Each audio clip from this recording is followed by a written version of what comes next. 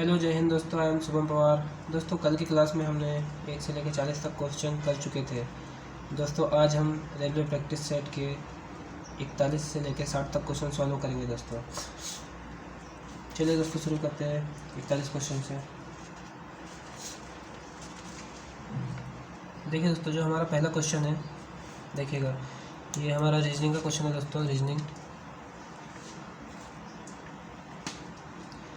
देखिए दोस्तों ये है हमारा रीजनिंग का क्वेश्चन है।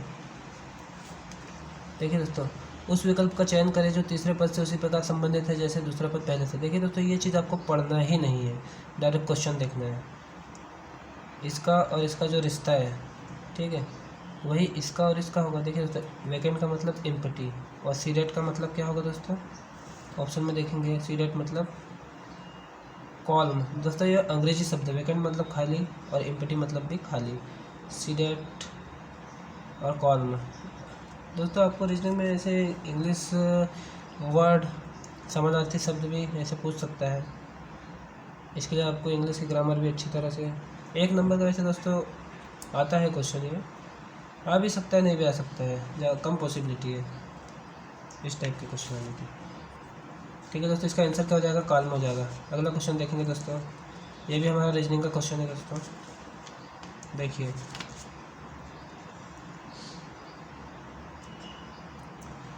देखेंगे दोस्तों क्या है। रीजनिंग का क्वेश्चन है। ये भी पूछा है कि नीचे दिए गए चित्र में कितने समकोण वाले त्रिभुज मौजूद हैं। देखिए दोस्तों कितने हैं। समकोण त्रिभुज आप जानते ही होंगे दोस्तों क्या होता है। ये इस प्रकार का 2 सीधी लाइन, यहाँ पे जो एंगल बनता है ये 90 डिग्री का कोण, इसको समकोण बोलते हैं। तो ये कितनी जगह बन रहा है वो देखना है दोस्तों हमें। देखिए दोस्तों, एक यहाँ बनेगा, एक यहाँ बनेगा, एक यहाँ बनेगा। देखिए दोस्तों, मैं आपको समझा के बताता हूँ। देखिए दोस्तों, ये जो ऊपर वाला है, ऊपर वाली जो आकृति है, मैंने इसको थोड़ा आधा बनाया है इतना। देखिए एक यहाँ पे बनेगा समकोण, यहाँ पे भी बनेगा, ये लाइन और ये लाइन के बीच, ये लाइन और ये लाइन के बीच में भी बनेगा, और यहाँ पे भी बनेगा।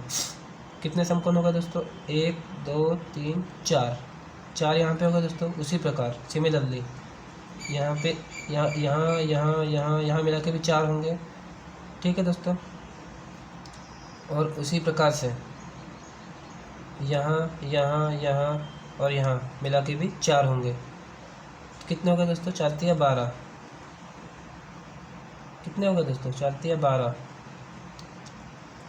12 समकोण। तो हमारा आंसर क्या हो जाएगा, 12।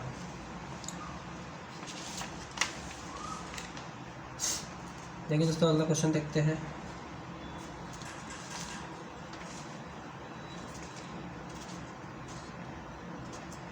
अगला क्वेश्चन हमारा जीके का क्वेश्चन है दोस्तों।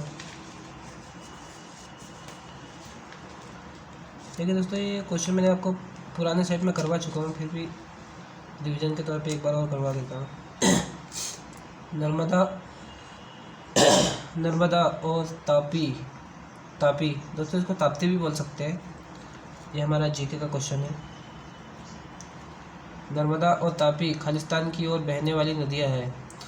दोस्तों नर्मदा और ताप्ती नदी किस ओर बहने वाली नदी है दोस्तों,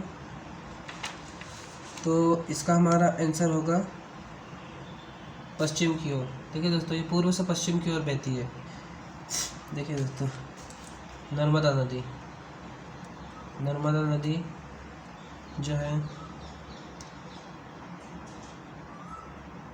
मध्य प्रदेश के अमरकंटक से निकलती है दोस्तों। और जो तापी नदी है वो भी मध्य प्रदेश के बैतूल जिले के मुल्ताई नामक स्थान से निकलती है दोस्तों। ठीक है दोस्तों, देखिए दोस्तों, ये दोनों नदियाँ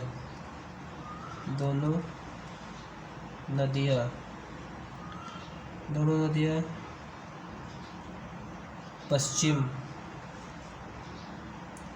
पश्चिम की ओर बहते हुए खंबात की खाड़ी, खंबात की खाड़ी, खंबात की खाड़ी में, खंबात की खाड़ी, खंबात की खाड़ी कहाँ है दोस्तों, आपको पता है? अरब सागर। खंबात की खाड़ी अरब सागर, अरब सागर। दोस्तों ये पश्चिम का जो एरिया है, आपने भारत के नक्शे में देखे होंगे। दोस्तों देखिए ये भारत का नक्शा है हमारा, थोड़ा बना देता हूँ दोस्तों ऐसा वैसे ही। देखिए दोस्तों ये भारत का नक्शा है। ये पश्चिम का जो क्षेत्र है गुजरात, गुजरात, यहाँ पे दोस्तों ये दोनों नदियाँ आती है, यहाँ खंबात की खाड़ी है यहाँ पे, और अरब सागर इधर का जो एरिया है अरब सागर है। ठीक है दोस्तों, तो ये दोनों पश्चिम की ओर बहती हुई खंबात की खाड़ी अरब सागर में मुहाना बनाती है। क्या बनाती है दोस्तों? मुहाना, मुहाना बनाती है। ठीक है दोस्तों, और दोनों नदियों के बारे में एक नोट लिखिए दोस्तों। दोनों नदियाँ डेल्टा नहीं बनाती, नहीं बनाती। ठीक है दोस्तों, ये दोनों नदियाँ डेल्टा नहीं बनाती। डेल्टा नहीं बनाने का कारण क्या है कि ये खंबात की खाड़ी अरब सागर में आके मिल जाती है। ठीक है दोस्तों, संगम हो जाता है इनका, तो ये डेल्टा नहीं बनाती है। ये दोस्तों ये जो भी बातें मैंने आपको बताई है, ये मतलब अपने आप में एक क्वेश्चन है, इसको आपको ध्यान रखना है। आपसे कुछ भी पूछ लेगा कि अमरकंटक कहाँ, किस राज्य में स्थित है, तो आपको बताना होगा मध्य प्रदेश में है। पूछ लेगा कि मुल्ताई कहाँ स्थित है, किस राज्य में स्थित है, तो आपको बताना पड़ेगा मध्य प्रदेश में है। ठीक है दोस्तों, पूछ लेगा कि खंबात की खाड़ी किस सागर में स्थित है, तो आपको बताना होगा अरब सागर में। और ये पूछ लेगा क्या नर्मदा और तापी नदियाँ डेल्टा बनाती है, तो आपको बताना नहीं बनाती है। ठीक है दोस्तों, इम्पोर्टेंट क्वेश्चन था दोस्तों, इसलिए थोड़ा टाइम लिया। टाइम जाए तो जाए दोस्तों, पर उस क्वेश्चन से जुड़ी हर बात क्लियर होनी चाहिए। देखिए अगला क्वेश्चन देखेंगे। अगला जो हमारा क्वेश्चन है रीजनिंग का क्वेश्चन है।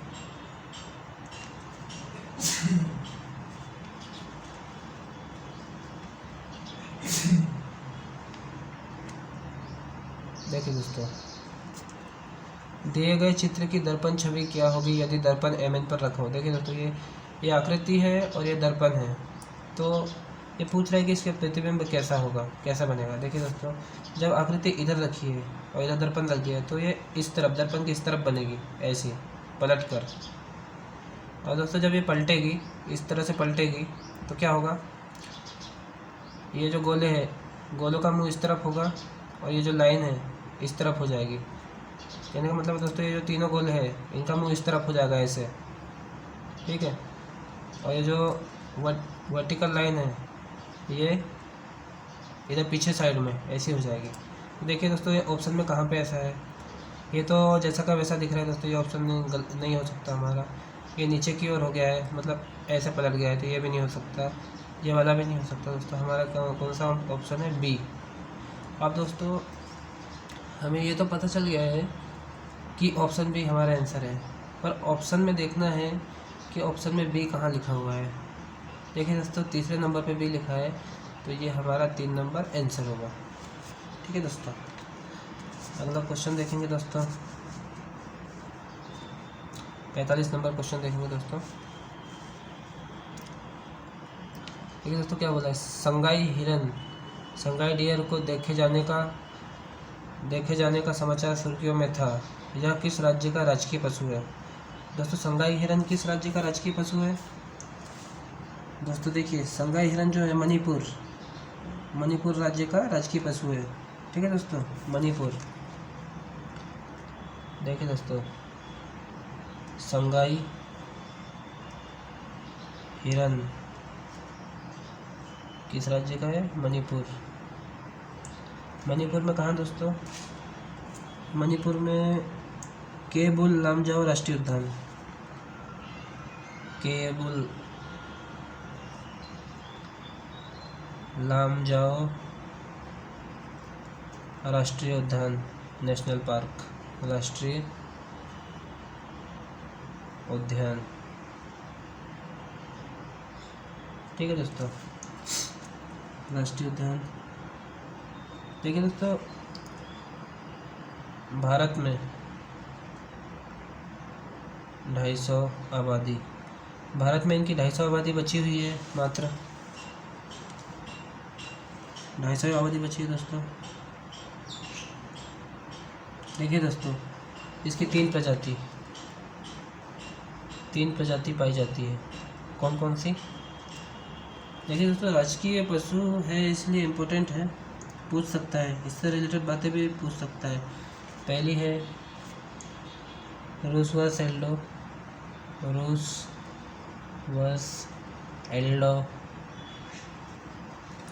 दूसरी प्रजाति है इसकी रूसवर्स एल्डोथामिन।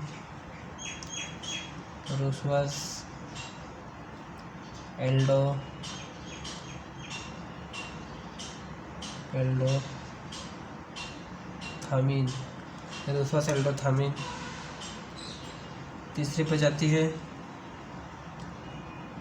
रूसवर्स एल्डोसियामिन्स।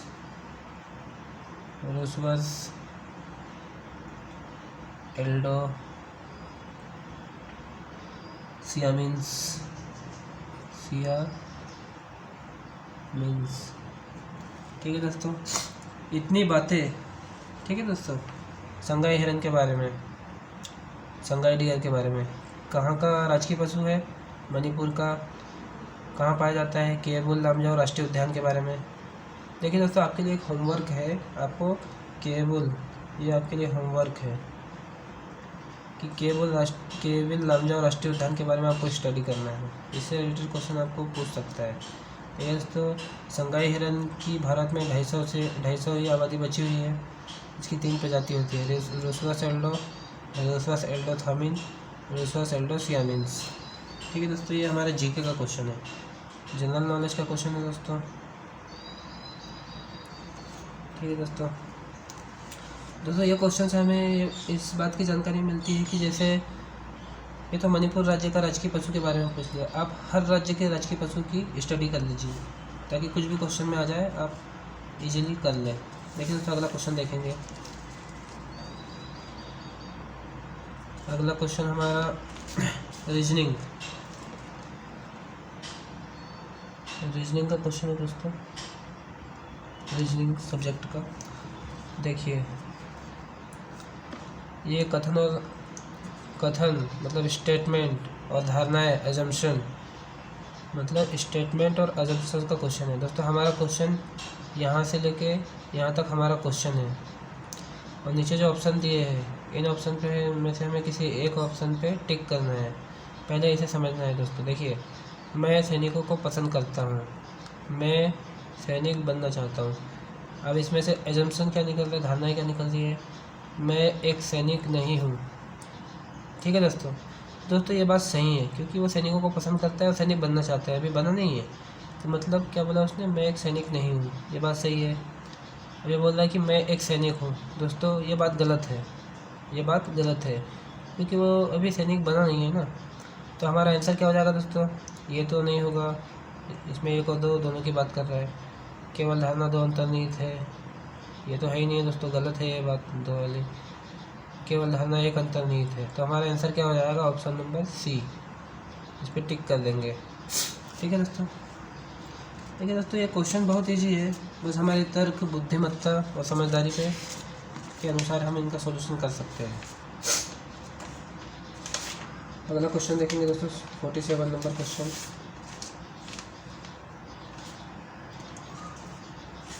47 नंबर क्वेश्चन देखेंगे दोस्तों, हमारा साइंस का क्वेश्चन है।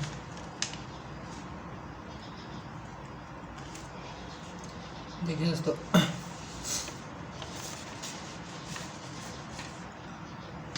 2 किलोग्राम का एक ब्लॉक 4 मिनट प्रति सेकंड की गति से समांतर सतह पर स्लाइड होता है। ठीक है दोस्तों, बाकी क्वेश्चन, ये क्वेश्चन है, अभी इसका ऑप्शन है, इसमें से हमें एक ऑप्शन पे टिक करना है। देखिए दोस्तों, क्या क्या दिया हुआ है हमें, 2 किलोग्राम का एक ब्लॉक, मतलब ब्लॉक का द्रव्यमान कितना है, 2 kg। ठीक है दोस्तों, ब्लॉक की गति या वेग कितना है दोस्तों, 4 मिनट प्रति सेकेंड, 4 मिनट प्रति सेकेंड, 4 मिनट प्रति सेकेंड। दोस्तों मिनट नहीं है, मीटर पर सेकेंड है। ठीक है, आगे देखेंगे दोस्तों, स्लाइड करता है। ठीक है दोस्तों, फिर क्या होता है आगे, यह एक बिना दबे हुए स्प्रिंग पर गिरता है तथा उसे तब तक दबाता है जब तक वह ब्लॉक पूरी तरह गतिहीन ना हो जाए। मतलब दोस्तों ब्लॉक जो गति कर रहा था उसकी गति रुक ना जाए। गतिज घर्षण की मात्रा, लेकिन दोस्तों गतिज मतलब काइनेटिक और घर्षण मतलब फ्रिक्शन। तो इसको क्या किससे डिनोट करते हैं दोस्तों, एफ के, काइनेटिक फ्रिक्शन। कितना है दोस्तों काइनेटिक फ्रिक्शन, 15 न्यूटन है, 15 न्यूटन। जब भी कोई गतिशील वस्तु किसी स्थिर वस्तु पर टकराती है तो गतिज घर्षण उत्पन्न होता है दोस्तों। ठीक है दोस्तों, देखिए दोस्तों फिर आगे क्या बोलता है, तथा स्प्रिंग स्थिरांक कितना है, 1000 न्यूटन प्रति मीटर है। स्प्रिंग स्थिरांक को के से डिनोट करते हैं, कितना है, 10,000 न्यूटन मीटर है। ठीक है दोस्तों, न्यूटन मीटर है। तो हमें क्या बताना है, स्प्रिंग खालिस्तान से दबता है, मतलब जो मान लीजिए कोई गतिशील पिंड है, ये घूमते हुए ये स्प्रिंग के ऊपर आ रहा है दोस्तों। ठीक है, इसको दबा रहा है तो इसकी लंबाई कुछ कम हो जाएगी। ठीक है दोस्तों, तो ये हमें बताना है कि ये लंबाई कितनी कम हुई है, एक्स की वैल्यू हमें बताना है दोस्तों। ठीक है, एक्स को इसको डिस्प्लेसमेंट भी बोल सकते हैं दोस्तों। देखिए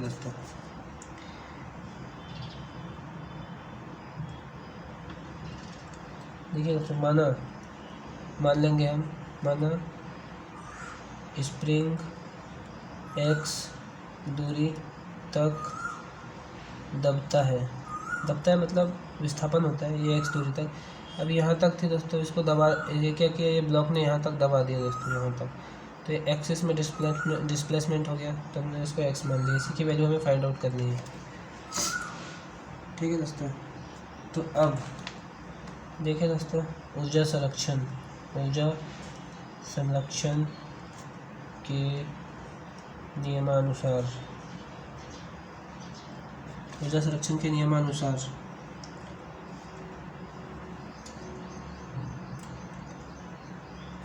देखिए दोस्तों क्या होता है, स्प्रिंग पर घर्षण बल द्वारा किया गया कार्य प्लस स्प्रिंग की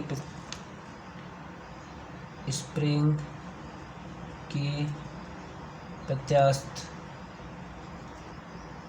स्थितिज ऊर्जा। ठीक है दोस्तों, बराबर क्या होता है दोस्तों, ये इसके बराबर है। ये बराबर का चिन्ह यहाँ लगा हुआ है दोस्तों। ठीक है, पर मैं इसको यहाँ लगा रहा हूँ जगह कम होने के कारण। बराबर होता है ब्लॉक की गतिज ऊर्जा। देखिए दोस्तों, ये स्प्रिंग अभी नॉर्मल कंडीशन में थी तो इसकी कुछ स्थितिज ऊर्जा होगी, ठीक है दोस्तों। फिर स्प्रिंग पर घर्षण बल द्वारा किया गया कार्य, मतलब ये ब्लॉक इसके ऊपर घूमते हुए आया, इसको दबाया तो इस पर कुछ कार्य हुआ, तो दोनों का जो समेशन है, योग है, वो ब्लॉक की गतिज ऊर्जा के बराबर होगा। ठीक है दोस्तों, अब देखिए दोस्तों, कार्य बराबर क्या होता है, कार्य बराबर होता है बल गुणित विस्थापन। ठीक है दोस्तों, तो यहाँ पे बल कौन सा है, ये किया गया कार्य क्या है दोस्तों, देखिए स्प्रिंग द्वारा घर्षण बल द्वारा किया गया कार्य। तो देखिए बल कितना है हमारे पास, काइनेटिक फोर्स इनटू डिस्प्लेसमेंट कितना है हमारे पास, डिस्प्लेसमेंट है x, ठीक है दोस्तों, प्लस स्प्रिंग की प्रत्यावर्त स्थितिज ऊर्जा, स्प्रिंग की प्रत्यावर्त स्थितिज ऊर्जा क्या हो जाएगी, हाफ mv² होता है दोस्तों, तो यहाँ क्या हो जाएगा kx²। ठीक है दोस्तों, mv² क्यों नहीं हुआ, kx² क्यों हुआ। देखिए दोस्तों m मतलब द्रव्यमान होता है ना, द्रव्यमान होता है, ये m का मतलब मास होता है दोस्तों। पर स्प्रिंग के टर्मों में हमें क्या लेना है, स्प्रिंग स्थिरांक को मास के अकॉर्डिंग लेना है। तो हम क्या लेंगे, जो हमारा वेलोसिटी है, वेलोसिटी के स्थान पे यहाँ पे डिस्प्लेसमेंट हो रहा है, तो हम डिस्प्लेसमेंट लेंगे दोस्तों। ठीक है दोस्तों, बराबर ब्लॉक की गतिज ऊर्जा, ब्लॉक की गतिज ऊर्जा क्या हो जाएगी, गतिज ऊर्जा का फॉर्मूला तो सब जानते हैं दोस्तों, mv², नॉर्मल रहेगा। अब इसको सॉल्व करेंगे दोस्तों। देखिए एफ के का मान कितना है हमारे पास, 15 है, इंटू एक्स प्लस हाफ के का मान कितना है, 10,000 है, इंटू x² बराबर हाफ m का मान कितना है, 2 है, v का मान कितना है, 4 का स्क्वायर है, 2 से कितने 5,000 बार कट जाएगा। ठीक है, 15x प्लस 5,000 x² बराबर 2 से 2 कट गया 16। ठीक है दोस्तों, 5,000 x² प्लस 15x माइनस 16 बराबर 0। देखिए दोस्तों इसकी तुलना कर देंगे, ax² plus bx plus c बराबर 0 से। a का मान 5,000 आ जाएगा, b का मान आ जाएगा 15 और c का मान माइनस 16। a का मान 5,000, b का मान 15 और c का मान माइनस 16। ठीक है दोस्तों, ठीक है दोस्तों, आगे देखते हैं।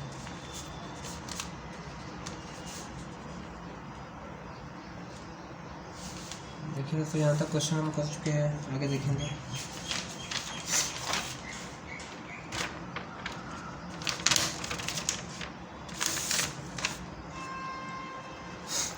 देखिए दोस्तों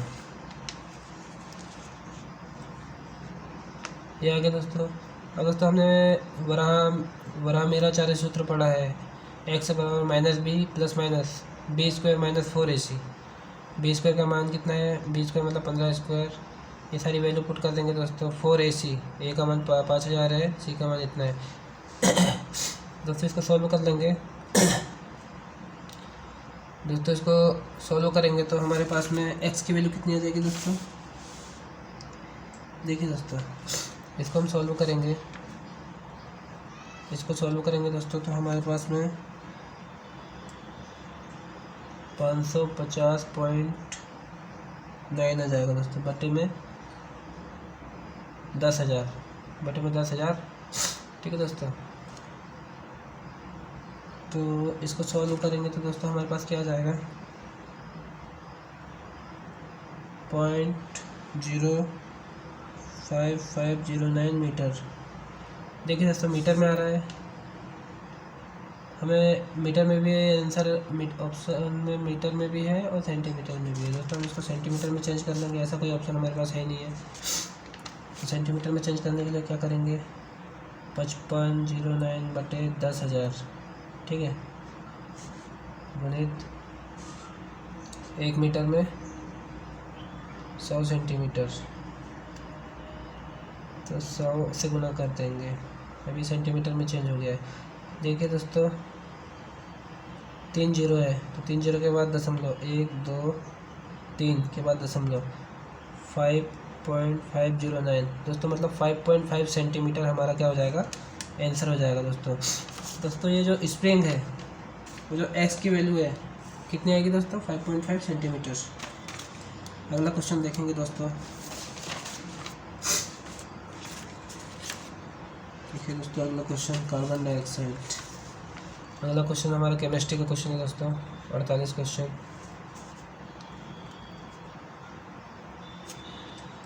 दोस्तों कार्बन डाइऑक्साइड के सभी नमूनों में कार्बन तथा ऑक्सीजन का अनुपात भार अनुसार 3:8 होता है।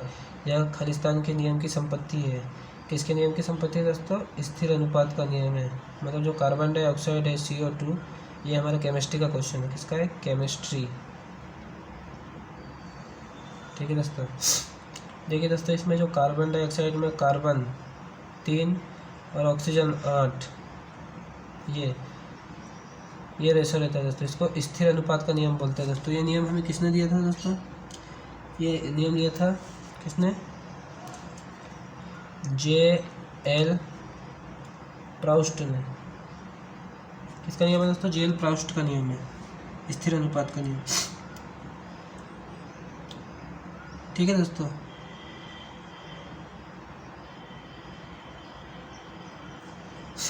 उन्होंने क्या किया था दोस्तों? कार्बन डाइऑक्साइड,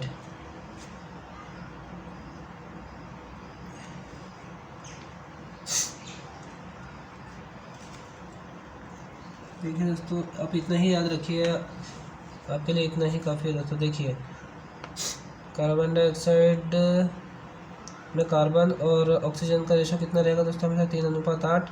इसे क्या बोलेंगे हम? स्थिर अनुपात का नियम बोलेंगे। क्या बोलेंगे? स्थिर अनुपात का नियम। और ये नियम किसने दिया था? किस साइंटिस्ट ने दिया था? J.L. प्राउस्ट ने दिया था। ठीक है। उन्होंने कार्बन डाइऑक्साइड के विभिन्न नमूनों को कार्बन को ऑक्सीजन के आधिक्य में जलाकर तथा कैल्शियम कार्बोनेट को गर्म करके प्राप्त किया था दोस्तों। ठीक है दोस्तों। तो इसका क्या रिजल्ट निकला? इस नमूनों का विश्लेषण करने पर उन्हें पाया गया कि प्रत्येक नमूनों में कार्बन और ऑक्सीजन का अनुपात कितना रहता है? 3:8 रहता है। यही J.L. प्राउस्ट का नियम है दोस्तों। ठीक है दोस्तों, अगला क्वेश्चन देखते हैं। अगला क्वेश्चन देखेंगे दोस्तों। अगला जो हमारा क्वेश्चन है, रीजनिंग का क्वेश्चन है दोस्तों। रीजनिंग, ये रीजनिंग का क्वेश्चन है, रीजनिंग। ठीक है दोस्तों। ये सीरीज दी है, पूछा है कि अगला टर्म, मतलब अगला क्या होगा? देखिए दोस्तों, 71, 63, 55। दोस्तों अगला बताने के लिए पहले ये पता करना होगा कि इनमें क्या रिलेशन है।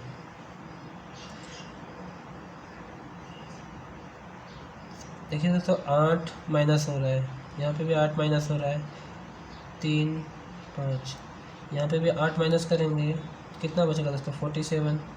अब 47 ही हमारा क्या हो जाएगा? आंसर हो जाएगा। ठीक है दोस्तों, कितने इजी क्वेश्चन होते हैं।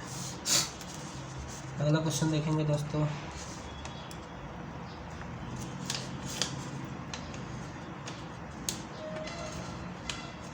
देखिए दोस्तों, अगला क्वेश्चन देखते हैं। देखिए दोस्तों, ये हमारा प्रश्न है, ये इसके कथन दिए हैं 2, मतलब यहाँ से लेके यहाँ तक हमारा प्रश्न है, और ये इसके 4 ऑप्शन दिए। 4 ऑप्शन में से आपको एक ऑप्शन पे टिक करना है, वो हमारा आंसर होगा। तो बताना है कि x का मान ज्ञात करें। ठीक है दोस्तों। देखिए दोस्तों, ये दोनों को हम देखते हैं तो हमें ये ज्ञात होता है दोस्तों कि हम इस समीकरण से x का मान ज्ञात नहीं कर सकते दोस्तों। तो ये पॉइंट तो अपने आप अलग हो गया, ये पॉइंट कहीं नहीं आएगा। ऑप्शन 2 की बात होगी नहीं, इसमें 1 और 2 की बात हो रही है दोस्तों, तो ये तो हमारा होगा नहीं आंसर। इसमें भी 2 की बात हो रही है, ये भी आंसर नहीं होगा दोस्तों। ठीक है दोस्तों।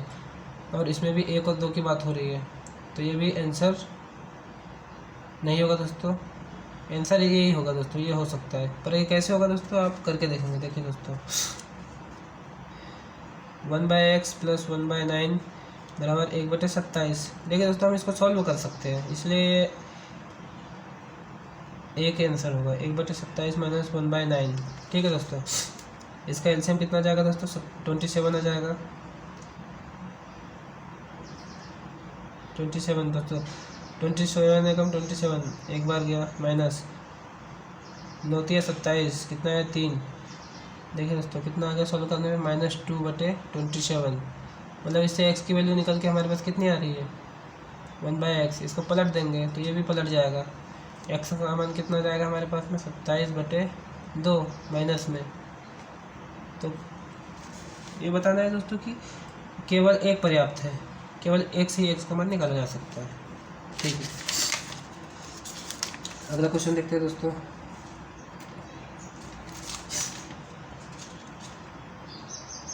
देखिए दोस्तों, अगला क्वेश्चन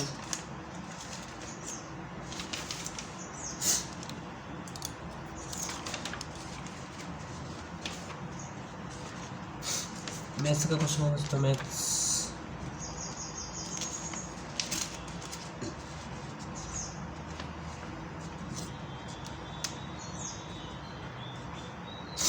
देखिए दोस्तों क्या लिखा हुआ है, एक तंबू टेंट इस प्रकार का है कि उसका निचला भाग 24 मीटर की ऊंचाई के एक बेलनाकार सिलेंडर की तरह है। मतलब जो नीचे का जो भाग है एक सिलेंडर है 24 मीटर ऊंचाई का, जिसका व्यास 126 मीटर है। उसका पूरा व्यास दिया है दोस्तों। उसका शीर्ष भाग 126 मीटर के उसी व्यास के आधार के साथ एक शंकु के कोण की तरह है। देखिए दोस्तों शंकु की तरह है और 80 मीटर तिरछा ऊंचा है। उसका कैनवास 8 मीटर चौड़ा है। तंबू को बनाने के लिए आवश्यक कैनवास की गणना करें। कैनवास की लंबाई की गणना करें। देखिए दोस्तों आप समझ गए होंगे क्वेश्चन क्या है। हम इसे स्टेप बाय स्टेप करेंगे, थोड़ा थोड़ा क्वेश्चन पढ़ेंगे और सॉल्व करके देखेंगे दोस्तों। देखिए दोस्तों सबसे पहले क्या बोलते हैं कि एक तंबू टेंट इस प्रकार का है कि उसका निचला भाग 24 मीटर की ऊंचाई के एक सिलेंडर की तरह है। देखिए निचला भाग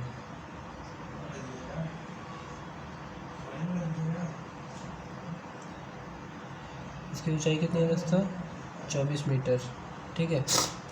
और व्यास मतलब ये व्यास यहाँ से यहाँ तक ये क्या है व्यास है, कितना है 126 मीटर है। 126 मीटर है दोस्तों। ये जब ये 126 मीटर है तो त्रिज्या कितनी निकल जाएगी, त्रिज्या इसकी आधी होगी 63 मीटर। कितना हो जाएगा 63 मीटर, ठीक है दोस्तों। फिर आगे क्या बोला है, उसका शीर्ष भाग 126 मीटर के 126 मीटर के उसी व्यास के आधार के साथ एक शंकु कोण की तरह है। देखिए दोस्तों आगे देखेंगे है ना 26 मीटर 126 मीटर उसका शीर्ष भाग 126 मीटर के उसी व्यास के आधार के साथ एक शंकु की कोण की तरह है। देखिए तिरछी ऊंचाई हो जाएगा 80 मीटर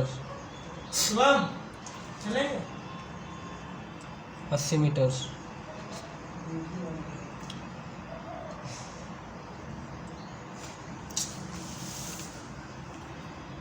देखिए दोस्तों आर की वैल्यू कितनी आ जाएगी 126/2, 2 × 12, 2 × 6 मीटर, ठीक है। ऊंचाई कितनी दी है एच दी है 24 मीटर और जो तिरछी ऊंचाई है जो शंक्वाकार भाग की है एल दी है कितनी 80 मीटर, ठीक है दोस्तों। तो हमें क्या करना है, हमको इसमें जो कपड़ा लगेगा पूरे में तो चौड़ाई दी हुई है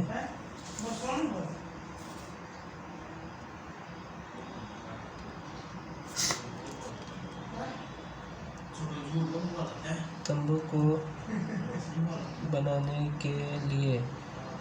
बनाने के लिए आवश्यक कैनवास का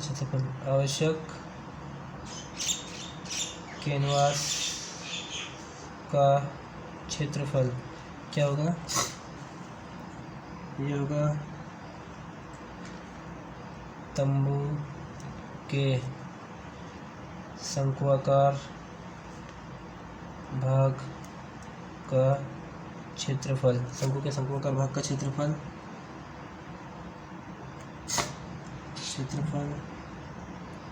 प्लस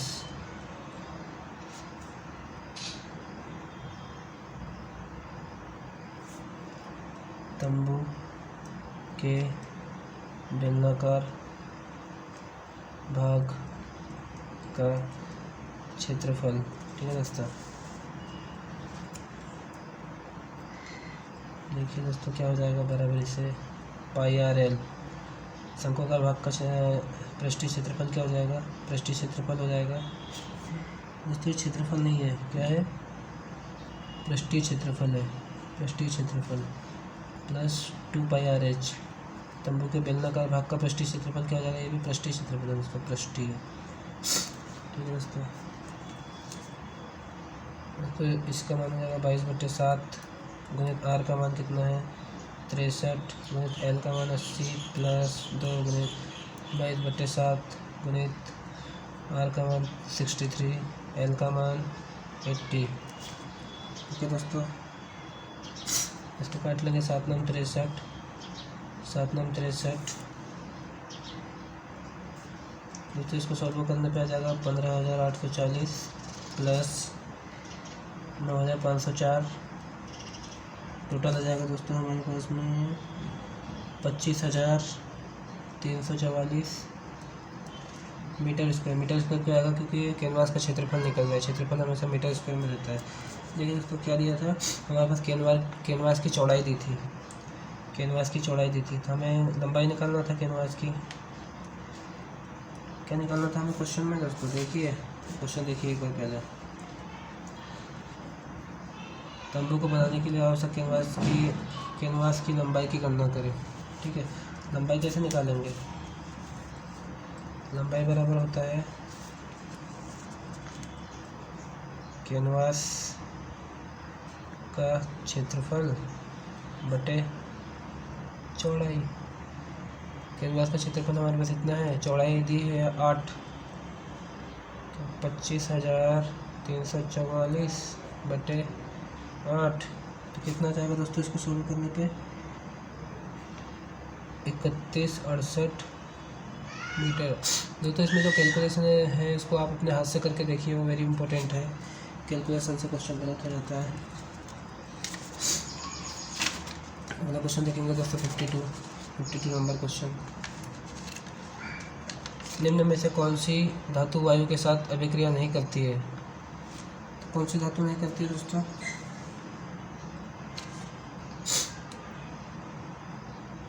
देखिए दोस्तों इसका आंसर क्या होगा हमारा, जो पहला है स्वर्ण और प्लेटिनम, ये ऐसी धातु है दोस्तों जो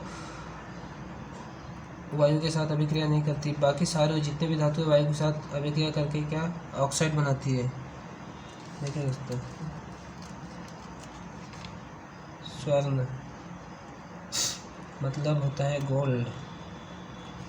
गोल्ड को क्या लिखते हैं दोस्तों हम 79 AU 196। दोस्तों ऐसे याद रखिए, क्वेश्चन में कभी परमाणु क्रमांक और परमाणु भार पूछ लेता है।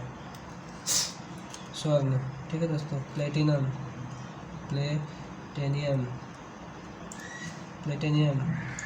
इसका 78 PT 195।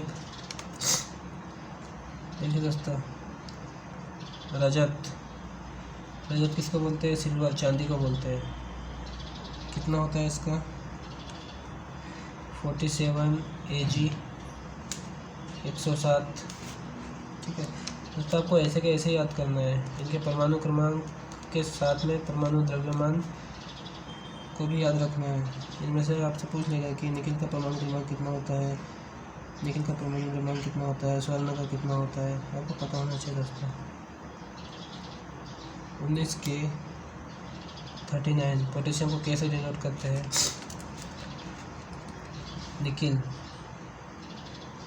निकिल को हम N से डिनोट करते हैं, N 28N।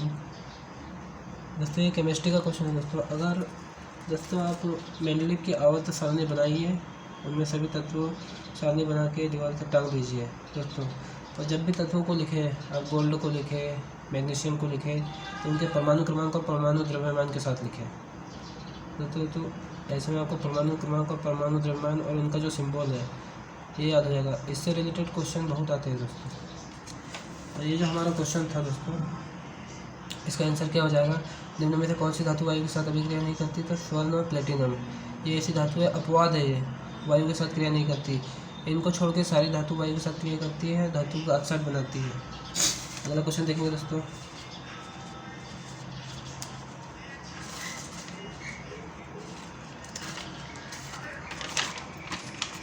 अगला क्वेश्चन हमारे पास रीजनिंग का क्वेश्चन है दोस्तों। देखिए, निम्न की जानकारी को ध्यानपूर्वक पढ़ें और नीचे दिए गए प्रश्न का उत्तर दें। अभिनव और वारानी गोल्फ वॉलीबॉल खेलते हैं। कृष्ण और देव टेनिस और क्रिकेट खेलते हैं। अभिनव और देव गोल्फ और टेनिस खेलते हैं। जो टेनिस, वॉलीबॉल और गोल्फ खेलता है वह कौन है? जो ये तीनों खेल खेलता है वो इनमें से कौन है? ये तीनों में से कौन है दोस्तों? कोई एक ऑप्शन पे टिक करना है। देखिए दोस्तों, इसको करने का सबसे आसान तरीका, एक एक पॉइंट पढ़िए। देखिए दोस्तों, इधर खेल लिख देंगे अपन, कौन कौन से खेल हैं। Tennis, cricket, golf, volleyball. ठीक है दोस्तों, और यहाँ लिख देंगे नाम, अभिनव, वरानी, क्रैश, देव। ऐसे करेंगे दोस्तों आपसे कोई गलती नहीं होगी, सटीक आंसर आएगा एकदम। देखिए दोस्तों, अभिनव और वरानी गोल्फ और वॉलीबॉल खेलते हैं। अभिनव और वरानी क्या खेलते हैं? गोल्फ और वॉलीबॉल। तो टिक कीजिए, गोल्फ वॉलीबॉल। ठीक। क्रश और देव टेनिस और क्रिकेट खेलते हैं। क्रश और देव क्या खेलते हैं? टेनिस और क्रिकेट खेलते हैं। ठीक है दोस्तों, अगला पॉइंट, अभिनव और देव गोल्फ और टेनिस खेलते हैं। अभिनव और देव क्या खेलते हैं? गोल्फ और टेनिस। देखिए दोस्तों, अभिनव गोल्फ तो खेलते ही है, टेनिस भी खेलता है। ठीक है, और देव क्या खेलता है? अभिनव और देव गोल्फ और टेनिस खेलते हैं। Tennis, golf. तो दोस्तों क्वेश्चन क्या पूछ रहा है हमसे? क्वेश्चन पूछ रहा है कि जो टेनिस, वॉलीबॉल और गोल्फ, देखिए दोस्तों कौन सा ऐसा प्लेयर है जो ये तीनों खेलता है? टेनिस, वॉलीबॉल और गोल्फ कौन खेलता है दोस्तों? अभिनव खेलता है। तो हमारा आंसर क्या हो जाएगा? अभिनव हमारा आंसर हो जाएगा। इस पर टिक कर देंगे दोस्तों। इसी तरह से इस टाइप के क्वेश्चन को दोस्तों आप इसी तरह से करें, आपका 1 नंबर आपसे कोई नहीं छीन सकता। अगला क्वेश्चन देखेंगे दोस्तों, क्या है हमारा अगला क्वेश्चन?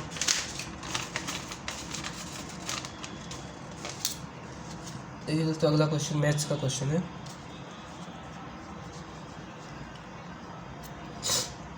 देखिए दोस्तों, ये किसका क्वेश्चन है? मैथ्स का क्वेश्चन है। क्या दोस्तों? √3 - 1 और √3 + 1 बराबर है a + b √3 के। ठीक है, तो a² और b² का मान ज्ञात कीजिए। देखिए दोस्तों, सबसे पहले क्या करेंगे? हर का परिमेयकरण कैसे करते हैं दोस्तों? √3 - 1 √3 + 1, जो नीचे रहता है उसमें माइनस लगा के ऊपर और नीचे लिखते हैं। √3 - 1 √3 - 1। देखिए दोस्तों, यहाँ माइनस लगा दिया, उसको ऊपर और नीचे गुना करते हैं। अब आगे ये क्या हो जाएगा? 2 बार है ये, तो इसका स्क्वायर हो जाएगा। √3 - 1 का होल स्क्वायर बटे, ये किस रूप में लिखा है दोस्तों? a² - b² बराबर होता है a + b और a - b। तो अभी ये इस रूप में लिखा है दोस्तों, इस रूप में लिखा है। हम इसको इस रूप में लिख सकते हैं। इस रूप में लिखेंगे तो यहाँ पे a क्या है? √3 है, b कितना है? 1 है। तो मतलब a का स्क्वायर मतलब √3 का स्क्वायर - 1 का स्क्वायर। देखिए दोस्तों, इसको आगे हल करेंगे, ऊपर हो जाएगा a²। आपने एक सर्वसमीकरण पढ़ी होगी, a - b का स्क्वायर, a² + b² - 2ab, वो यहाँ पे लगाएंगे दोस्तों। अभी इस रूप में दिया हुआ है, इसको हम इस रूप में जमाएंगे। a² मतलब √3 का स्क्वायर क्या होगा दोस्तों? 3 होगा, प्लस b का स्क्वायर 1 होगा, -2ab √2√3। ठीक है दोस्तों, और नीचे हो जाएगा कितना? √3 का स्क्वायर कितना हो जाता है दोस्तों? 3 हो जाता है, और एक का स्क्वायर -1। ठीक है दोस्तों, आगे देखेंगे। 3 और 1 4, कितना हो जाएगा? 4 - 2 √3 बटे में आ जाएगा 2। इसको और हल करेंगे, अलग अलग कर लेंगे। 4/2 - 2 √3 बटे 2, 2 दूनी 4, 2 से 2 कट गया, कितना का? 2 - √3। देखिए दोस्तों, ये किसके बराबर था? इसके बराबर है। इसका मान हमारे पास कितना है? इतना आया है। 2 - √3 बराबर a + b √3। देखिए दोस्तों, तुलना कर देंगे तो a का मान कितना आ जाएगा? 2 आ जाएगा, और b का मान कितना जाएगा, -1। a का मान आ जाएगा 2 और b का मान आ जाएगा -1। हमसे क्या पूछा है, a² + b² का मान क्या होगा। ठीक है दोस्तों, a² + b²। a का मान हमारे पास कितना आया है, 2 का स्क्वायर, प्लस b का मान कितना है, -1 का स्क्वायर। 2 का स्क्वायर 4 + 1 कितना आ गया, 5। a² और b² का मान कितना आ गया, 5। ये हमारा आंसर होगा, तो 5 हमारा आंसर हो जाएगा दोस्तों। ठीक है दोस्तों, अगला क्वेश्चन देखेंगे दोस्तों।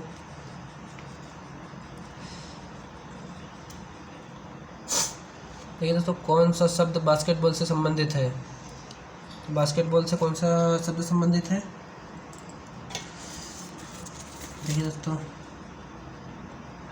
Basketball, फ्लैंगरेट file.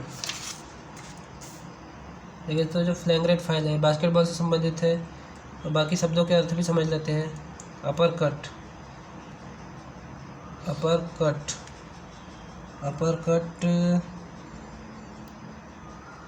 बॉक्सिंग में, जो बॉक्सिंग खेलते हैं उसमें अपर कट शब्द का प्रयोग करते हैं।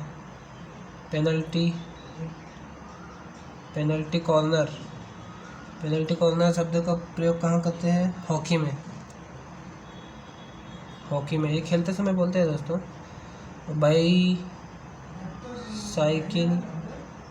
बाईसाइकिल किक का प्रयोग कहाँ करते हैं, फुटबॉल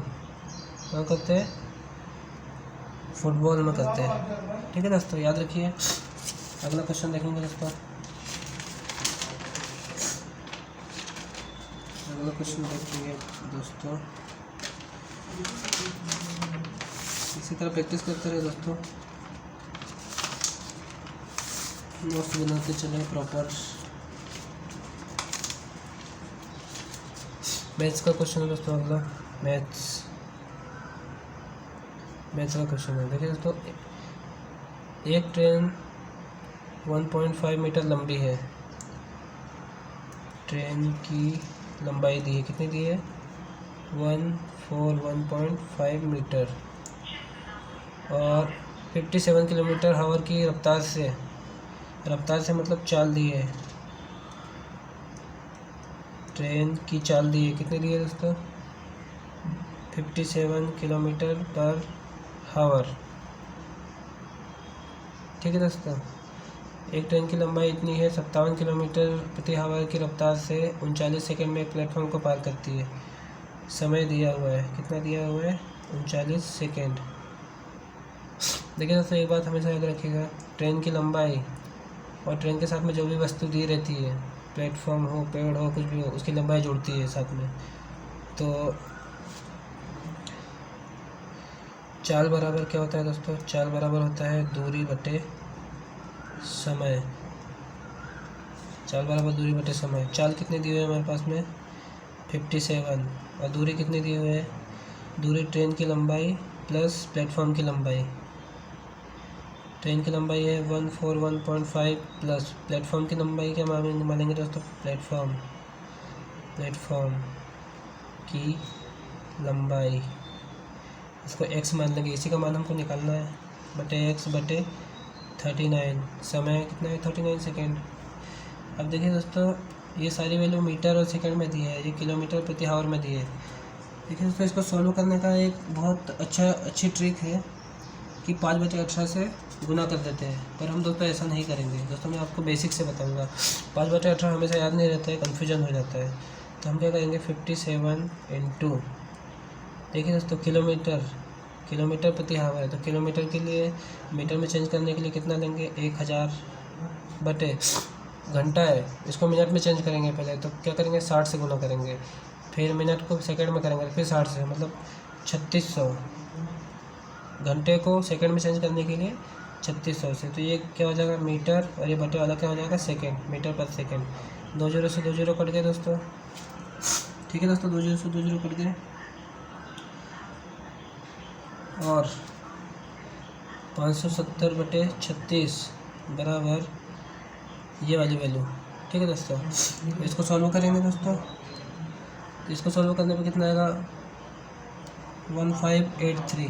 दोस्तों आप ये कैलकुलेशन को करके देखिए, बिना कैलकुलेशन को आप सॉल्व करे बगैर आप भले क्वेश्चन समझ गए, कर भी ले रहे, पर इसका आंसर अगर सही नहीं आया तो आपको नंबर नहीं मिलेंगे दोस्तों। देखिए दोस्तों, इसका और इसका इंटू करेंगे तो कितना आएगा 617.37, और इसको इधर ट्रांसफ़र करेंगे तो ये प्लस में माइनस में आएगा 141.50। इसको घटा देंगे, माइनस कर देंगे तो दोस्तों हमारे पास में कितना आ जाएगा 7, 13 में से 5 गए 8, 6 में से 1 गए 5, 11 में से 4 गए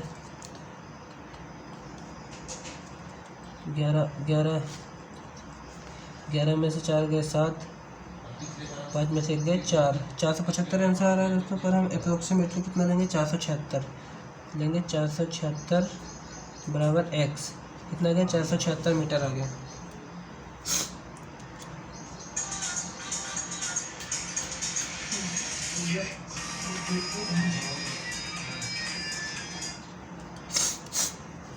अगला क्वेश्चन देखते हैं दोस्तों।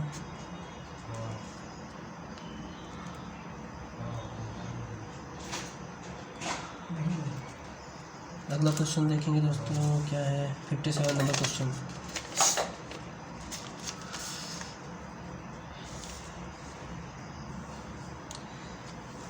जब 100 न्यूटन का एक बल, क्या बोला है बल मतलब F फोर्स 100 न्यूटन है, 50 किलोग्राम द्रव्यमान की एक वस्तु पर लगाया जाता है। द्रव्यमान मतलब M कितना 50 किलोग्राम लगाया जाता है। तो क्या पूछा है, त्वरण पूछा है, एक्सेलरेशन की गणना करना है। बल बराबर क्या होता है द्रव्यमान गुणित त्वरण, तो हमें निकालना है, ये निकालना है तो F/m कर लेंगे बराबर एक्सेलरेशन। F की वैल्यू कितनी है 100 है, और द्रव्यमान की वैल्यू कितनी है 50 है, बराबर A। जैसे 50 दूनी 100 क्या जाएगा मीटर, 50 दूनी 100 मीटर प्रति सेकंड स्क्वायर। एक्सेलरेशन की यूनिट क्या होती है मीटर प्रति सेकंड स्क्वायर, तो हमारा आंसर क्या हो जाएगा 2 मीटर प्रति सेकंड स्क्वायर। इस पर टिक कर देंगे। 58 क्वेश्चन देखेंगे दोस्तों। देखिए दोस्तों, ये क्वेश्चन मैंने आपको पिछले वीडियो में कहीं करा दिया हुआ है, ठीक है दोस्तों। खालिस्तान ऊतक की कोशिकाएं अलग अलग प्रकार के स्थायी ऊतक, देखिए दोस्तों, खालिस्तान ऊतक की कोशिकाएं अलग अलग प्रकार के स्थायी ऊतक बनाने के लिए पृथक होती है। तो इसका आंसर क्या हो जाएगा दोस्तों हमारा, इसका आंसर हो जाएगा दोस्तों मृदुतक। क्या हो जाएगा दोस्तों 58 का आंसर विभज्योतक। विभज्योतक इसका आंसर होगा दोस्तों। पिछले वीडियो में मैंने क्वेश्चन कराया है, इसका पूरा सॉल्यूशन कराया, आप वहाँ ध्यान से देखेंगे तो आपको ये क्वेश्चन अच्छे से क्लियर हो जाएगा। अगला क्वेश्चन देखेंगे दोस्तों। देखें तो कोसेक थीटा बराबर अल्फ़ा बराबर कोसेक इनवर्स अल्फ़ा बराबर थीटा दिया हुआ है। सेक फाई बराबर beta equal to sec inverse minus beta equal to phi है, तो इसकी वैल्यू ज्ञात करना है। कोसेक इनवर्स गामा और सेक इनवर्स गामा का मान क्या होगा, ठीक है दोस्तों। कोसेक इनवर्स गामा बराबर A मान लेंगे और सेक इनवर्स गामा बराबर B मान लेंगे, ठीक है दोस्तों। ये वैल्यू मान लेंगे। फिर समीकरण, इसे समीकरण 1 देंगे, इसे समीकरण 2 देंगे। समीकरण 1 और 2 से यहाँ से गामा की वैल्यू क्या जाएगी दोस्तों, इसको इधर ट्रांसफ़र कर देंगे तो ये इन्वर्स हट जाएगा कोसेक A, इसको इधर ट्रांसफ़र कर देंगे तो ये इन्वर्स हट जाएगा। गामा की वैल्यू सेक B दोस्तों। समीकरण 3, समीकरण 4, इक्वेशन 3 एंड इक्वेशन 4 से, फ्रॉम इक्वेशन 3 एंड इक्वेशन 4, समीकरण 3 और 4 से इधर लेफ्ट हैंड साइड बराबर है तो राइट हैंड साइड भी बराबर कर देंगे। कोसेक A बराबर सेक B, कोसेक A बराबर, देखिए दोस्तों सेक को कोसेक में चेंज करने के लिए क्या करेंगे, कोसेक 90 माइनस B। अब A बराबर हमारे पास क्या आ जाएगा, कोसेक से कोसेक कट जाएगा 90 माइनस बी, और ए प्लस बी, ये बी को इधर ट्रांसफ़र कर लेंगे, ए बी सी डी एक तरफ, संख्या एक तरफ, 90 डिग्री आ गया दोस्तों। देखिए दोस्तों, तो हमारे पास में cosec inverse gamma plus sec inverse gamma, दोनों ए और बी को ऐड करने पे, मतलब ये ए है और ये बी है, इसको ऐड करने पे कितना 90 डिग्री। तो हमारा आंसर क्या हो जाएगा, हमारा जो आंसर हो जाएगा 90 डिग्री हो जाएगा। ठीक है दोस्तों। दोस्तों ये यहाँ इस क्वेश्चन में ये सब बातों को नोटिस नहीं करना है हमें, सिर्फ ये पॉइंट को लेके चलना है और आपका आंसर हो जाएगा। ठीक है दोस्तों, उम्मीद करता हूँ क्वेश्चन समझ में आया होगा। अगला क्वेश्चन देखेंगे दोस्तों, ये रीजनिंग का क्वेश्चन है, रीजनिंग का क्वेश्चन है दोस्तों। देखिए दोस्तों, ऑप्शन ए बताना है कि भिन्न का चयन करें, मतलब इन सभी में जो अलग है वो बताना है कि अलग क्या है। देखिए दोस्तों, ए 3C6F, यहाँ पे देखेंगे दोस्तों कितने का अंतर है, +3 हो रहा है, और यहाँ पे भी क्या हो रहा है, +3 हो रहा है। सी का नंबर 3 होता है, एफ का 6 होता है। बी 6G10J, यहाँ पे कितना हुआ, 6 में 4 जोड़ेंगे तो 10 हो जाएगा, और 7 में 3 जोड़ेंगे तो 10 हो जाएगा। जे का नंबर 10 होता है। दोस्तों अगला 11K14N, सी क्या दिया हमारे पास, 11K14N, यहाँ पे क्या हो रहा है, +3 हो रहा है, यहाँ पे भी क्या हो रहा है, +3 हो रहा है। देखिए दोस्तों, डी नंबर देखेंगे 15O 18R, ठीक है, यहाँ पे क्या हो रहा है, +3 हो रहा है, यहाँ पे भी क्या हो रहा है, +3 हो रहा है। देखिए दोस्तों, +3 +3 +3 +3 +3 +3, ये सभी एक पैटर्न पे काम कर रहे हैं। कौन कौन से,